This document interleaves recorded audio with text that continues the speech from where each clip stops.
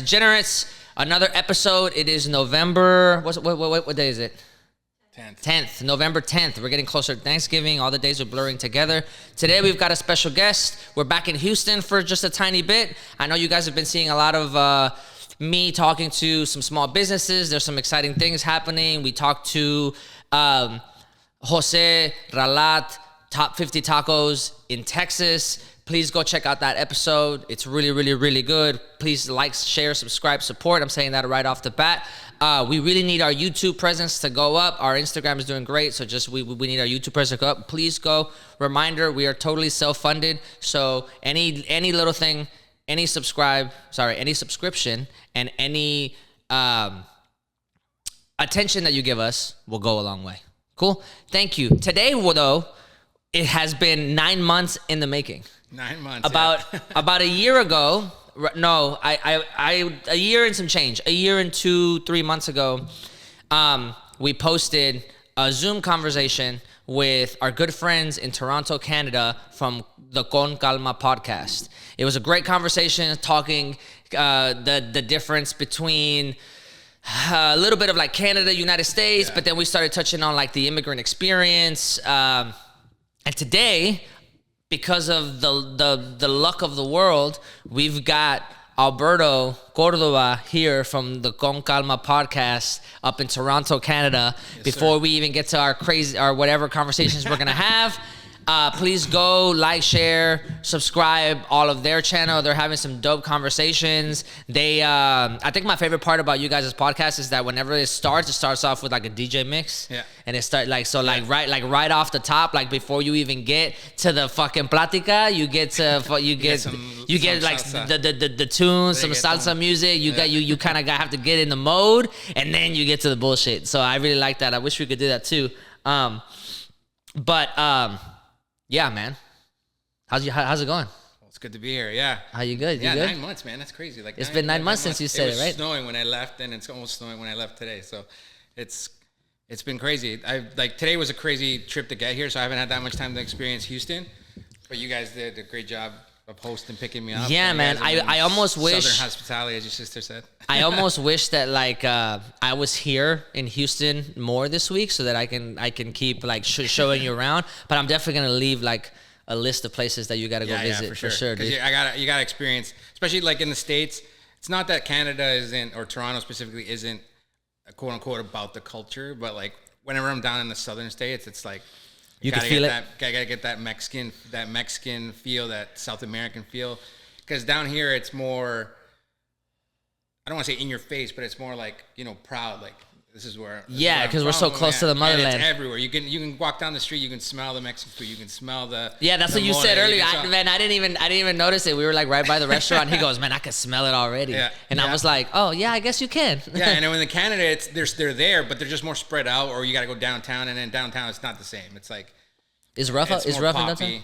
Oh, okay. No, it's like more like the only word I can think of is like it's more poppy restaurants, right? So it's not like a hole in the wall. It's more clout. It's more clout shit. Like patios outside. It has to be like decorated, like all this kind of stuff. But when you go outside of the city, you can go to like rougher areas, quote unquote, and get the best food. That's the crazy part about other countries, is that the crazy part about other countries is that like you have to go outside the city for like the rougher areas, and here it's like right next to downtown is the rough area, right? Like the inner city is like a real thing where people are like, oh, I grew up in the inner city. Oh, yeah. I grew up like with inner city public schools, and everybody's like, ooh. Like the further out you go, the better off you get. No, for sure. In at least in Houston. Well, like the thing is like but like Austin checks out too. Yeah, I've never been to Austin, but based on like what our conversation on the way here was, Toronto is very much more, what can Toronto do for me, instead of like, let's go explore the city and talk about the city. And this is my own opinion, so you can, Torontonians, you can at me, whatever the hell you want. But Torontonians? Is that what you? Torontonians, yeah. Yo, that's crazy. From the six. Yeah, that's what you guys know. The six. That's Toronto. Yeah, the six. That sounds better. That sounds better than Torontonians. But in downtown Toronto, you're down there to be quote unquote seen, like sort of the hottest place. When you're outside of the city, like the locals, right? You know where all the good spots are. I'm trying to go to New Hall King, bro. That's what I'm trying to go. King's the spot for when we were younger. I'm still trying to go. If Kendrick Lamar said get the fried rice and New King, I'm trying to go. I'm trying to show up. And then when we go out with my buddies, this might sound like alpha macho man, but we'd go like 5-6 guys, and then we'd either get a small table, or if we had a good night, we'd get like a 10-12 person table, like those big tables. You pay per table? Yeah, you pay for whatever you order, but okay. I was like, damn, you have to pay for the table in advance, bro. I mean, it might be different now. They might be charging for the tables now. Yo, with that Kendrick Lamar endorsement, yeah, bro. People try to go and make sure. Bro, y'all had a rough year this year, dude. Vince Carter jersey went up though, so that's a good look. That's a good look for you guys. I got problems with that too. But, damn. Drake, as far as Drake's concerned, like I think I mentioned this before, I hated that whole thing only because when Drake goes after somebody, or when someone's going after Drake, as much as we don't think it feels like Toronto versus whoever the hell's going after. So bro, because he's like the fucking ambassador for Canada. So when it was all of Canada, bro. So when it was Meek Mill's, Philly. Like, let's go. Yo, Philly's badass too, though. Quote unquote, yeah. And we quote unquote won that one, so we were like, oh yeah, y'all didn't just win that one. He had to go to jail. Yeah. In order for and get brought back by Jay-Z. In order for people to be like, yeah, Meek Mill's all right. So then we went from that to Pusha T. Yeah, and I like Pusha T. That was a rough one. The clips all day. And I thought, okay, he's got something there. And then Pusha T came back with the other one. I'm like, okay, you could still save this. And then he just like came out with a statement, and like it was when my acting. I'm like, don't explain it, man. Just go back. Yeah, can I swear on this, by the way? Yeah, of course, dude. Do it, like, just come back at him with the thing. No, end it. Okay, lost one. Bro. Then Kendrick, he started off hot. I was like, ooh, we might have a chance against the LA guy. And then he messed that up too. You don't beef with people from the West Coast. I think he's starting. You have to understand that, like, the West Coast is a different animal over there. Everything in the West Coast, like anywhere from LA all the way up to Oakland and like Too Short and E40, like those guys they're not fucking around. That's what they do. Their art. That's their art. And the reason why they're not fucking around is because their biggest rival was the East Coast. So like, for them, it wasn't even like, oh, we're just trying to make better songs. For them, it was like, we have to prove that we are hip hop, just like you are hip hop. They had to fight for their spot. You know what I mean? Because like New York was like, nah, only real hip hop's from New York at the time, right? And the like Tupac Biggie thing was more symbolic of like, no, the West can make hip hop music, and it has its own like flavor, and it's got its own thing, especially with the G-Funk happening, bro. Like, so they really wanted to make a statement. That was right around when I started. That was like literally that East versus West thing was like right around when I started getting like really into music. Because I'm 39 years old, so I was basically. So you remember? I was right in between that. Like I remember being East Coast, like Biggie all the way. That was my guy. I like Tupac too, but I was like in the battle, I was like Biggie. I mean, Biggie's... Now P. Diddy's kind of like, I didn't want to say Diddy, but Diddy's in his Damn, the diddler? The diddler, yeah. The diddler? You know what's messed up about that, man? Back in the day, like, I got into music, like, I managed bands in the city, like, went to, like, quote-unquote school to try to become a legit manager, work at a label, that kind of stuff. And I remember being in my class, and the first thing that they ask you, like, why do you want to be part of this? Why do you want to be in the music industry? And I remember my answer being, I want to be the P. Diddy of Toronto. Damn. And that... Damn, and bro. I was thinking about that the other day when all this last month when all this stuff was happening. I was like, that was a bad call. That did not age. Actually, it didn't age well that you said it, but the fact that you were not the Diddy of Toronto means that you did something good, bro. Yeah, I guess that's true. It was a good. I stayed out of trouble instead. Yeah, bro. What's happening with Diddy right now? Do we know?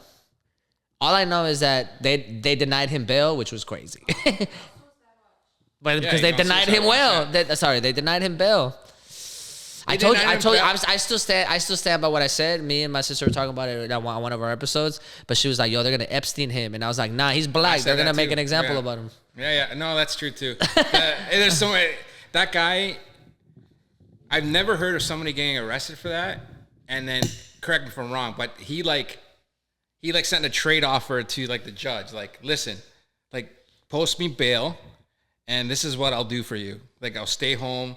I won't leave my city. I'll wear the bracelets, all that kind of stuff. That's what I heard that he did from the news. But I don't know anything about true, her, bro. I don't ask I've me. I've never heard someone do that to a judge. I don't know Diddy like that, so I don't know so what I he did. CNN and whatever, but I don't know. Oh, then if it was online, bro, yeah, he said he was gonna. It was like a crazy amount of money. It was like stupid almost $1 billion, like for like posting bail, but because he didn't want to be in the jail, he wanted to be at home. Yeah, he's like, bro, I'll stay locked down. I won't do anything. He gave like all these things that he would do. And I still think the best meme is he's not in jail with them. They in jail with Diddy. Yeah. That's a fire meme, dude. That's crazy how your legacy turns like that. I mean, granted, it's like some of the shit he's accused of is he kind of deserved it. Nah, ever since that hotel video with Cassie, yeah, that was it. That was tough. That was it. You can't. That was it, bro. That was really it. And good. Fuck him. He deserves to go to jail for that shit. That's some fuck shit too, bro. Especially when he turned around and was like, "Oh, well, it's what do you call it? It was too long before someone said something." The statute. Statute of limitations. I was like, dude, really? You're gonna come on public and say that? Like, yeah, but this was too long ago. Dang, imagine that's your answer. Imagine that's like, bro, but that happened way too long ago. Like, yeah, you can't forget about it. Like, you can't, bro. Like, you still bringing up old shit. I'd still be in jail if I said that. Yeah. That's crazy, dude. Okay, cool. So we have to talk about like the fucking the Canada United States relationships. I don't know about relationships, but just like differences, right? We're the like peacemakers. Are you and right now? Yeah, you're the peacemakers. Yeah.